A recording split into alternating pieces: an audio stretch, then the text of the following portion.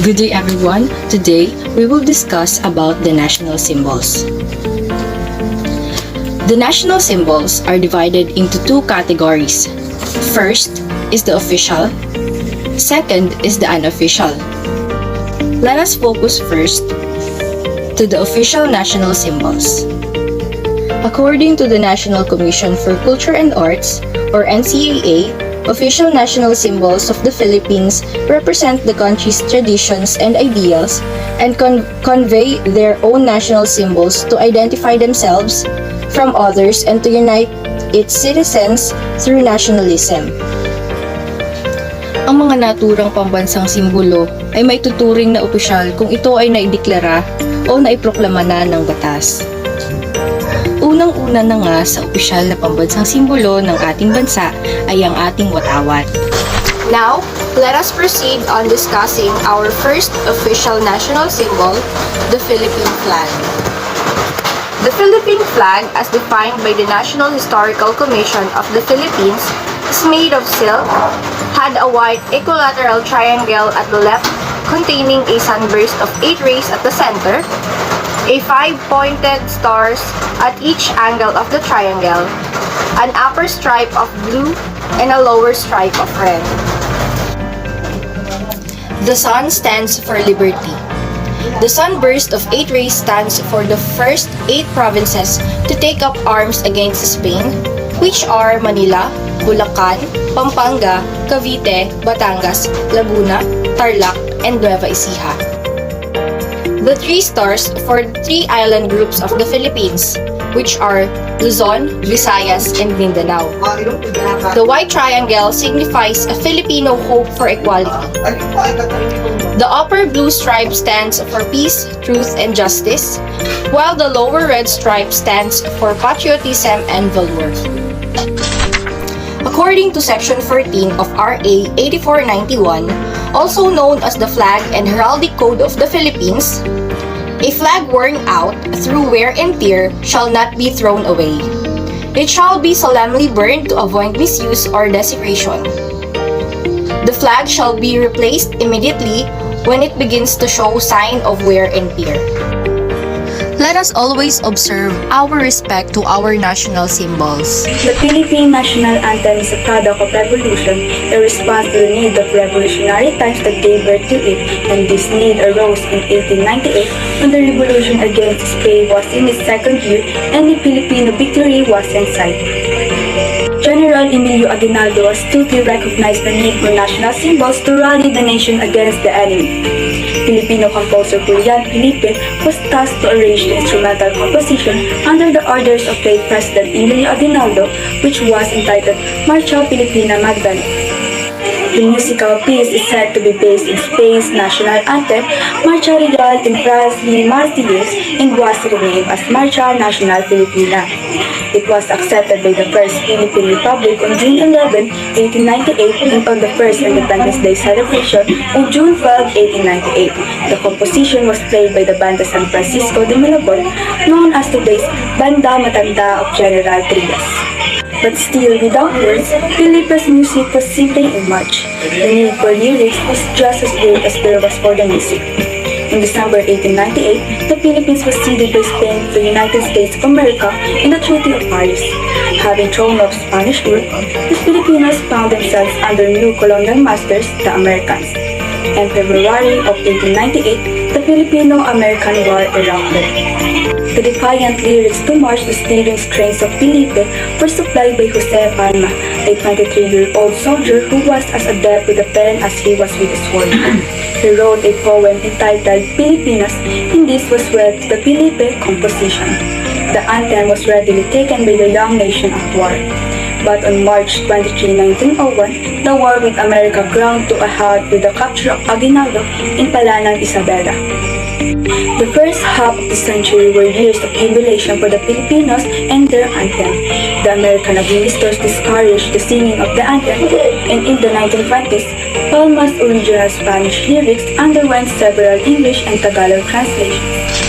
The Philippine National Anthem, Lupang Hinirang, traces its origin way back to the year 1898. It has undergone a series of changes until it became the most sung composition by the Filipinos. History records that the original anthem did not contain any lyrics. Rather, it was a march set to music. The lyrics of the Philippine National Anthem, Lupang Hinirang, were originally written in Spanish, later translated into English, and finally into Filipino only in the 1950s, before Republic Act 8941 established by law that it can only be sung in the national language.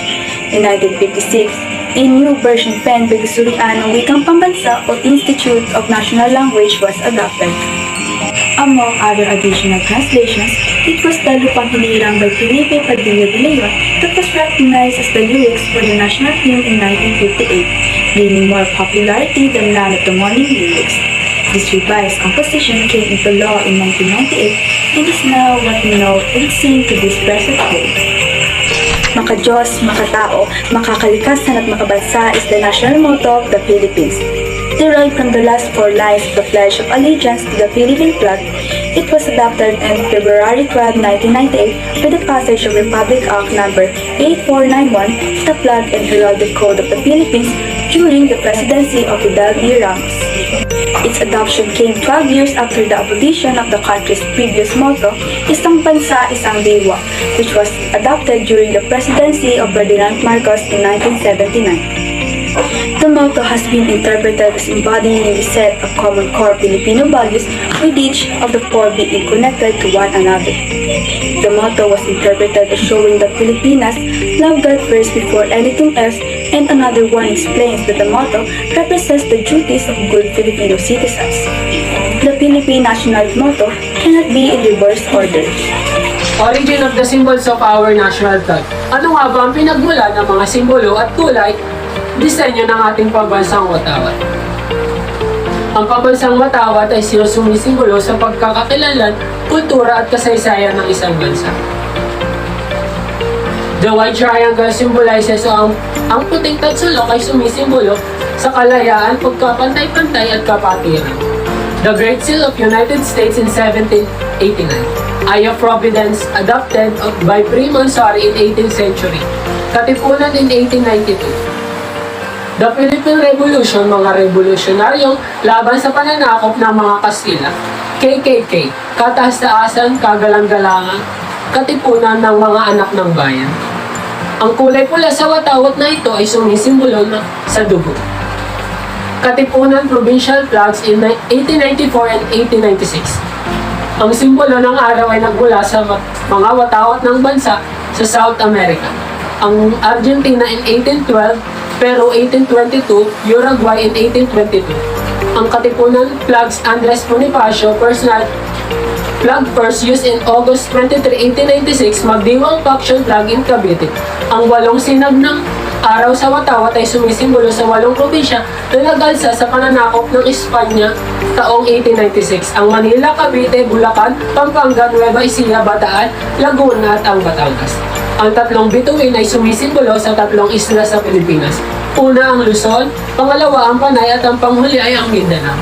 The white, blue, and red color came from the flag of United States in America in 1777. The star from the flag in state of Texas in 1836, Cuba in 1850 and 1891. The four flags of Iloilo and Manila in 1850. The commander standards of Gregorio del Pilar in September 3, 1897. Pio del Pilar in May 26, 1896. Ang bughaw ay sumisimbolo sa katotohanan, kapayapaan at katarungan sa bansa. Ang pula naman ay sumisimbolo sa kagitingan at makabayan. Ang gintong araw naman ay sumisimbolo sa soberanya, kalayaan, demokrasya at pagkakaisa ng bansa. Ang kasalukuyang watawat ng Pilipinas ay disenyo ni Emilio Aguinaldo at tinahi ni Marcela Marino Agoncillo at ng kanyang anak na si Delfina Herbosa Natividad. Una itong ipinakita noon sa Battle of Alapan noong May 28, 1898 at formal na inibagayway sa Kawit, Cavite noong Hunyo 12, 1898 sa Proklamasyon ng Kalayaan ng Pilipinas. Pledge of Allegiance to the Philippine flag is recited at flag ceremonies immediately after the Patriotic Oath or if the Patriotic Oath is not recited after the National Anthem. The Pledge of Allegiance to the flag. Ako ay Pilipino, buong katapatang nanunumpa sa watawat ng Pilipinas at sa bansang kanyang sinasagisat na may dangal, katarungan at kalayaan na ipinakikilos ng sambayan ng makadiyos, makatao, makakalikasan at makabansa. Patriotic Oath of the Philippines. Panatang makabayan, iniibig ko ang Pilipinas sa aking lupang sinilangan, tahanan ng aking lahi. Kinukupkup ako at tinutulungan upang maging malakas, masipag at parangal dahil mahal ko ang Pilipinas. Diriking ko ang payo ng aking magulang.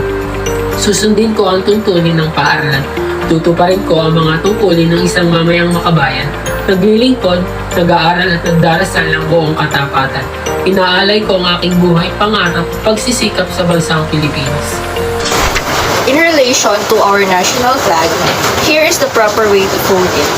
First, the flag must be handled by two people in opposite ends of the flag.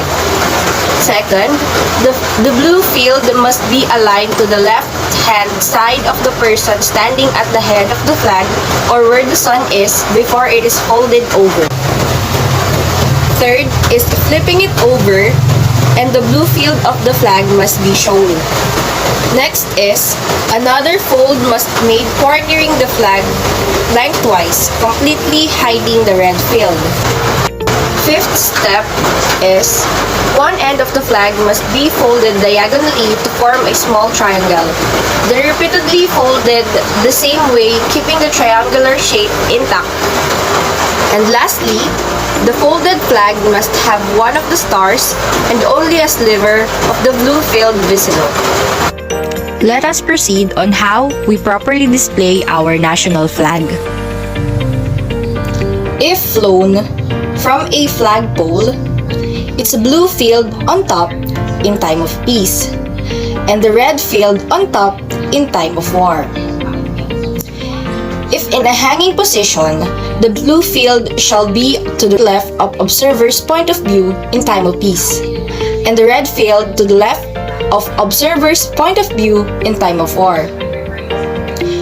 The flag may be hoisted at half-mast as a sign of mourning. To display the flag at half-mast, it must be first hoisted to full mast, allowing it to fly there for a moment before bringing it to half-mast. National flower.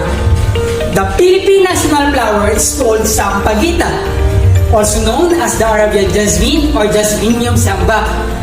The name sampagita is believed to have come from the Filipino words which is supakita, meaning I promise you. It was declared national flower by Governor General Frank Murphy through the Proclamation number 652 series in 1934. Its white colors symbolize the purity, simplicity, humility, and strength. Philippine sampagita flower is a white star-shaped blossom which has a sweet fragrance. It opens at night and drops at the last of the day. The white flowers are often made into the red and extract made into the perfume. Sampagita is not a tree but a woody vine. Sweet-smelling white flowers of sampagita has long been celebrated in the song, stories, and legends. The tiny flowers display their beauty in the evening when the flower buds begin to open in dusk. Even though it is considered as the national flower of the Philippines, did you know that sampagita is not native to the Philippines and still not considered as a naturalized species? It has a pantropical distribution and is commonly cultivated in the country for ornamental purposes. Sampagita originally from India. They are often made into the garlands and essence made into the perfume. Papunta pa lang tayo sa exciting part. Alam niyo ba, noong February 6, 2013 ay na-approve sa ikatlo at huling pagbasa sa Senado ang panukalang batas na ideklara ang waling-waling bilang pambansang bulaklak kasama ang sampagita. In the Philippines, sampagita is usually given to someone or someone special to you as a gift or a sign of adoration because it has a lasting impression of being slowly offered to saints. It is a major part of religious offerings to show devotion to one's faith and beliefs. Vendors commonly string petals and blooms into the necklace to sell, so it is also seen as the usual ornament in the public vehicles. It is usually given to the tourists, new graduates, and competition winners either as traditional welcome offerings or as a honorary symbols for their achievements. The Philippine national tree is called Nara, generally known as rosewood. It was made official by Governor General Frank Murphy through Proclamation number 652 since 1934. Nara tree symbolizes the Filipino people's indomitable spirit and strength of character. Ang puno ng Nara ay kilala na mas matibay at maaasahan sapagkat napakarami nitong nagagawa tulad na lamang ng mga lamesa, bangko at iba pa na kalimitang ito ang ginagawa ng mga Pilipino. Itinuturing din itong mamahaling uri ng kahoy tulad nga ng Nara. Alam nyo ba na ang dahon, ugat at balat nito mula sa troso ng Nara ay ginagamit bilang halamang gamot? At alam nyo ba na maaaring gamitin ang mga dahon ng Nara bilang panghugas ng buhok? The Nara trees grow all over the Philippines island and are mostly found and grown in Bicol, Mindanao, and Cagayan Valley forest. Nara tree is a striking large and strong shady tree. It is one of the most wanted woods for furniture, but because there are only few trees left, cutting down a Nara tree is no longer allowed. In fact, under the DNR Memorandum Order dated February 5, 2013, cutting of Nara needs to be approved by the DNR Central Office, particularly by the Office of the Undersecretary for Field Operation. A special permit is needed. When cutting Nara, our national tree is considered an endangered species. Nara and other premium hardwood trees require a special permit under DNR. Kaya naman, kagaya nga ng ating pambansang ibon, ang Nara tree ay maituring din nating isang endangered species dahil sa illegal logging. Trivia: did you know that the Nara tree is fast growing and gets up to 20 to 40 meters depending on the final shape of the tree? The Philippine national gem is called the Philippine Pearl, otherwise known as the South Sea Pearl, and also it is scientifically known as Pictada maxima. As declared by former President Fidel V. Ramos through Proclamation number 905 since 1996. It is scientifically known as Pictada maxima.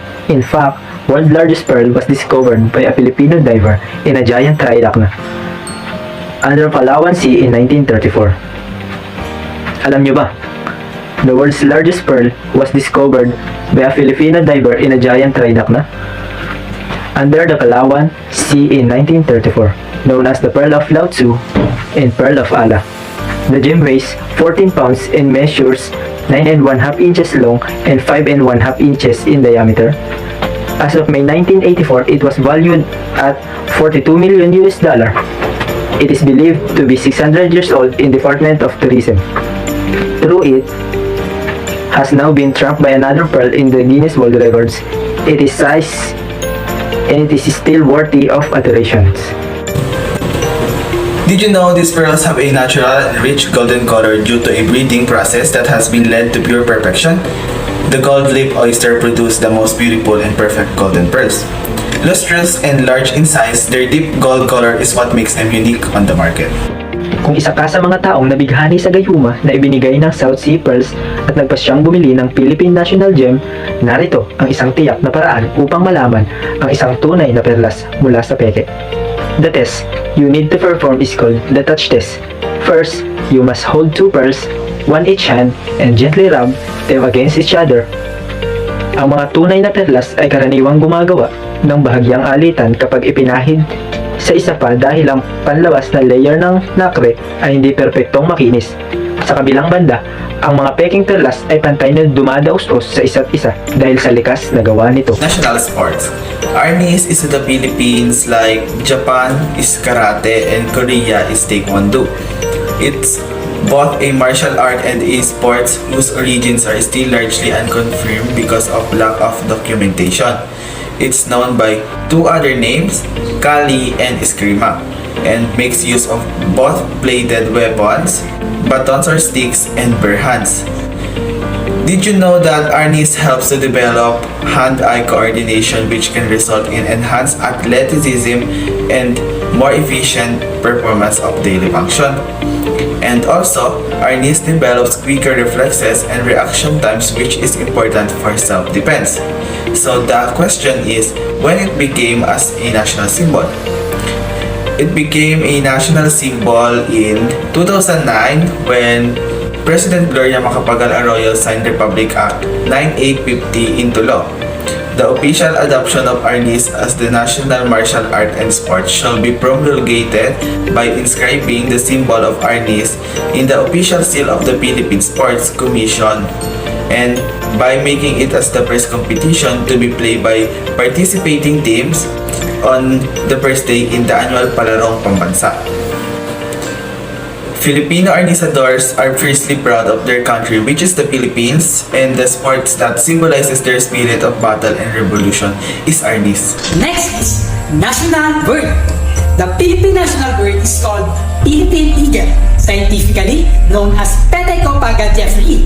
So, the Philippine eagle was officially declared national bird of the Philippines on July 4, 1995 by President Fidel V. Ramos under the Proclamation number 615 series of 1995. The Philippine eagle represents the strength, uniqueness, a love for freedom, and the power of the Filipino people. Philippine eagle, also known as the monkey-eating eagle, stands over 3 feet and 1 meter tall. It's a large, sharp, curved beak, and it's got feathers that seems to bristle on its head. It's a giant forest raptor and is considered the excellent hunters. So the Philippine eagle are found in the Philippines and 4 major islands: the Eastern Luzon, Samar, Leyte, and Mindanao. They are inhabit and moist in the mountain forest, particularly in the steppe and rugged areas. Did you know that the Philippine eagle is considered as one of the largest and the most powerful eagles in the world, and one of the world's rarest and definitely one of the world's most seriously endangered vertebrate bird kind, with only about 500 birds in the wild. It lives in the tropical rainforest and it lays only 1 or 2 eggs each year. There are only few of them now because of the disappearance of trees in our mountains.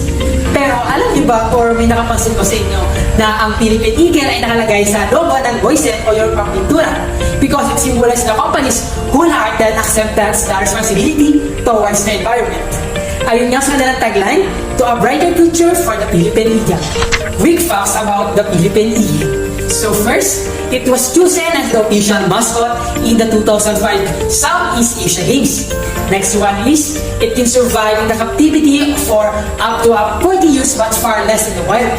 So next is, it has been the country national bird since 1995. It has a population of more than 500 individuals, and it takes 5 to 7 years for eagles to sexually mature. And the last one is, it only lays 1 egg every 2 years.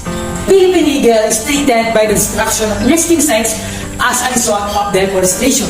So accidental captures in traps set for wild pigs and illegal hunting by farmers in retaliation and sterilization of domestic animals and livestock. So according to the Conservation of Nature or IUCN, with an estimated number of only 400 first left in the world of the Philippine eagle, so diba, it's so obvious that the Philippine eagle is an endangered species.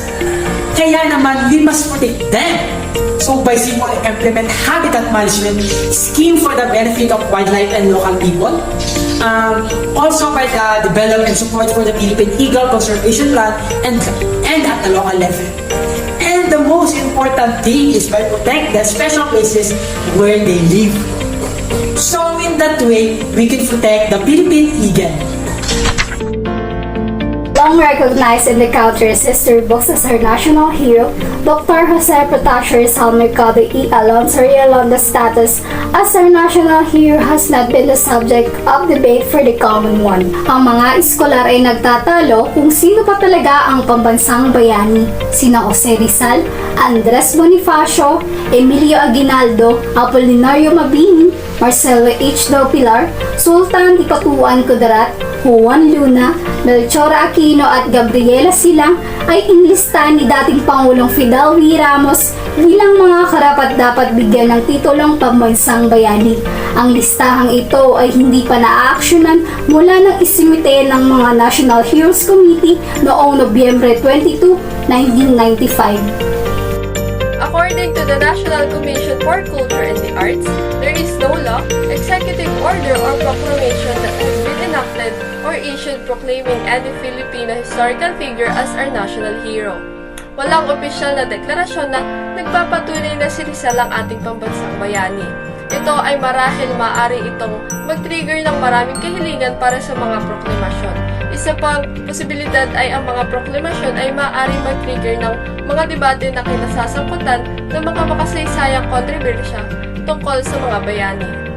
According to Renato Constantino, when the American government conquered the island of the Philippines from the Spanish government in 1896, the American government established a Commonwealth government after the Spanish Revolutionary government ceased to govern the country. Under the Commonwealth government, Filipinos began to create their national identities. The American government guided the Filipino people to select Rizal as their national hero when the choice between Rizal and Bonifacio emerged. Ang katwiran ng mga Amerikano ay batay sa mapayapang propaganda at diplomatikong pamamaraan ni Rizal sa pagkamit ng kalayaan ng Pilipinas. Hindi tulad ni Bonifacio na pumili ng isang madugong revolusyon. He fight for freedom in a silent but powerful way. He expressed his love for the Philippines through his novels, essays, and articles rather than through the use of force of aggression. Even if he was not officially proclaimed as a national hero in the country, it is still suited to him that prestigious title. Jose Rizal was a man of intellectual power and artistic talent whom Filipinos honor as their national hero. He is remembered today throughout the Philippines for his brilliance, courage, peaceful resistance to tyranny, and compassion. Itinuturi siyang bayani ng karamihan dahil kahit hindi siya gumagamit ng dahas at madugong paraan, ay nagawa niya tayong iligtas sa pamamagitan ng paggamit ng kanyang talino. Na alam niyang tama dahil hindi naman lahat ng laban ay kailangan dumaan pa sa madugong paraan. Kaya, masasabi na si Rizal ay isang bayani hindi lang dahil sa pagligtas niya sa atin, kung hindi pati na rin sa mga aral at pananaw na iniwan niya sa atin. Anahaw, referred to as the national leaf, the anahaw or round-leaf fountain palm is not part of the country's national symbols. Normally seen in the countryside as roofing material, anahaw leaves are seen as decorative pieces or plants in the metro. Ang dahon ng anahaw ay isa ring laganap na simbolo sa Pilipinas na kadalasang ginagamit sa mga parangal at medalya na kumakatawan sa mataas na tagumpay, lakas at katapatan. The anahaw leaf features a large, round outline glossy green in color. It spreads out grandly from the center of the shaft and opens to a full crest divided shallowly at the ends and known to be one of the most beautiful plant in the Philippines. Mango, Mangifera indica. National fruit, a common sight in the Philippine wet and dry markets. The mango has long been seen as the national fruit, as popular as it is for making desserts. There is no law that proclaims it is a national symbol.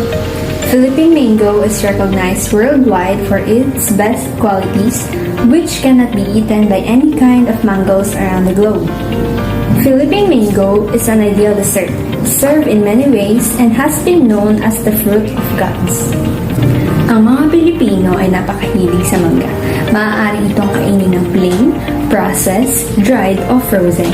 Ang masarap na prutas na ito ay kilala sa mundo para sa pinakamatamis nitong katangian. Ang Pilipinas ay mayroong 3 uri ng mangga. Ito ay ang Carabao mango, Pico, at Indian mango.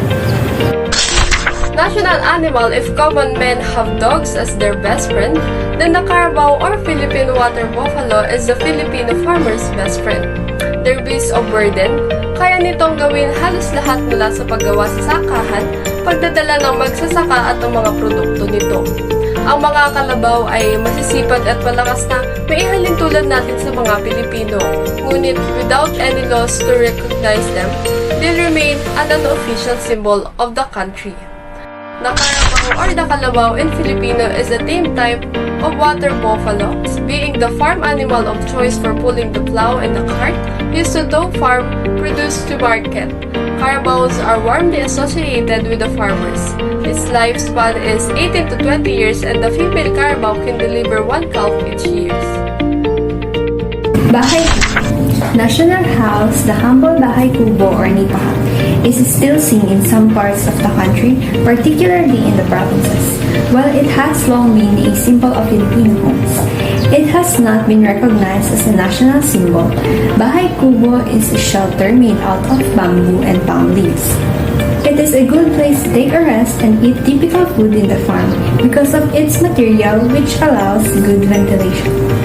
The roof of the first Philippine houses, nipa huts or bahay kubo, were highly inclined and typically open, gable to allow for ventilation. Noong unang panahon ng bahay kubo, ang bahay na tinitirhan ng mga Pilipino, lalong-lalo na sa probinsya. Ang mga bahay kubo din dati ang nagiging tulay ng bayanihan ng lahat dahil sa paglilipat ng bahay kubo mula sa isang lugar papunta sa ibang lugar. Bangus is the national fish of the Philippines, bony yet prized for its belly fat. Kaya naman, hindi ito nakakapagtaka kung bakit pinagkakaguluhan ito ng bawat miyembro ng pamilya sa hapagkainan. The bangus or milkfish has long been seen as the country's national fish, yet without a law, its status will remain as unofficial. The deboned milkfish o ang boneless bangus ay naging popular sa mga tindahan at pamilihan sapagkat batid sa kaalaman ng lahat ay alam natin na ang bangus ay sobrang dami ng tinik kung ikukumpara sa ibang uri ng isda. Sa Pilipinas, bangus is a popular table fare among Filipinos. To the biologists, the bangus is a naturally strong fish since it is capable in adapting and thrives in a limited, unusual environment of the pond. This feature is not frequently found in the most other fish class. Roasted pig. Sa Tagalog, ito ay lechon. Ito ay napaka-popular at sikat na pagkain ng mga Pilipino. Ang lechon ay inihaw na buong baboy na niluto sa ibabaw ng nagbabagang uling. Ito ay ulam na kadalasan inihahanda para sa mga piyesta, okasyon sa pamilya at paboritong ulam tuwing Pasko. Lechon ay ang Espanyol na pangalan para sa baboy.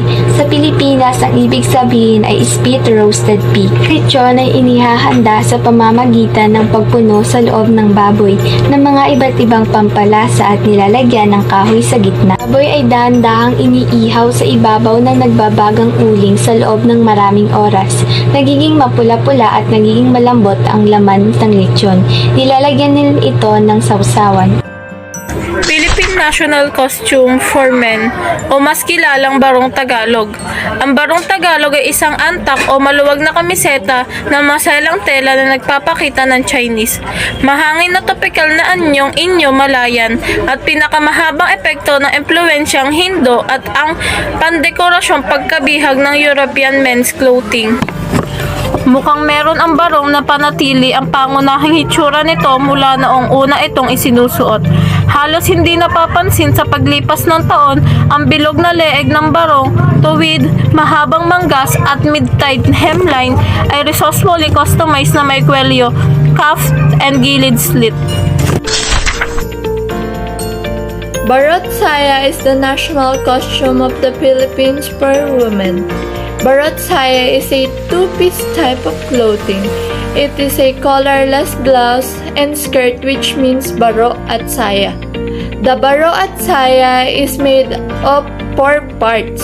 From the original half-neck style, the bare upper torso was slowly covered with short-sleeve collarless blouse called baro.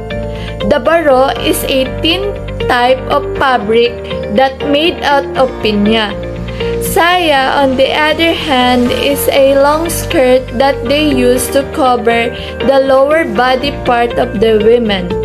The panuelo or alampay is a scarf draped on the shoulders, often secured by a brooch. The tapis or a short overskirt that is placed on the top of the saya. The whole look has developed into many layered collection of the kimono or inner shirt. The baro outer shirt in its typically delicate materials, fine embroidery, and wide sleeves. Some accessories that goes along with this kind of clothing is the pamaypay or ipan. Women also wear bakya or wooden clogs for their shoes. Noong panahon ng Espanyol, ang baro at saya ang karaniwang kasuotan ng mga kababaihan. Ngunit Sa panahon ngayon, ang baro at saya na ay isinusuot lamang tuwing may espesyal na okasyon, kagaya na lamang ng binyag, kasal, piyesta, at iba pa. Masasabi na ang barot saya ay hindi lamang basta-basta na isang kasuotan. Ang baro at saya ay tinuturing na representasyon ng pagiging Pilipina. Ang bakya, isang uri ng sapin sa paa na yari sa kahoy. Karaniwan ay mula sa puno ng laniti at santol. Ito ay inuukit na may bahagyang kurba sa magkabilang bahagi. Pinuputol ito sa nais na sukat at pinapakinis ang gilid ng bakya. Ito ay may kakapalan para maukit ang disenyo, kaya ng bulaklak. Maaari rin itong lagyan ng kulay o barnisan. Ang ilan naman ay nilalagyan ng karagdagang takong upang mas umangat sa lupa. Matapos mahulma ang kahoy na bahagi ng bakya ay lalagyan naman ito ng plastik o goma na siyang magsisilbing takip at pangharang sa paa. Ito ay ikinakabit sa ibabaw ng kahoy na may luwag na sakto para magkasya sa paa gamit ang mga klabitos o maliliit na pako. Matapos itong maikabit ay maaaring suotin ang bakya. The word bakya may also be used in the Philippines to indicate something that is of low class, unsophisticated, or cheap. National Vehicle Philippine o mas kilalang kalesa. Ang kalesa ay isang karwahe na pinapatakbo ng kabayo na mukhang isang inclay cart. Ay ipinakilala noong ika-18 siglo. Ang kalesa ay may dalawang bilog na gulong sa magkabilang gilid at dalawang hanay sa mga upuan na kayang tumanggap na 4 na tao. Ang driver ay nakaupo sa isang block ng kahoy na matatagpuan sa harap ng cart malapit sa kabayo. Ito ay isang mga pamamaraan ng transportasyong ipinakilala sa Pilipinas noong ika-18 siglo ng mga Kastila na tanging maharlika at mataas ang ranggong kayang-kaya ang mga opisyal ng Espanyol. Ang mga ilustrado na mga mayayamang Pilipino ay nagkaroon ng kanilang sariling negosyo. Ginamit ang kalesa hindi lamang para sa paglalakbay kundi bilang isang paraan ng transportasyon ng kanila pati na rin ang mga kalakal. Halos hindi na ginagamit ng mga ito ang mga lansangan ngayon maliban sa mga tourist spot at ilang rural na lugar. Ang iba pa mang bagay na binanggit sa paglipas ng panahon bilang isang pambansang simbolo ngunit hindi kailanman naging kilala.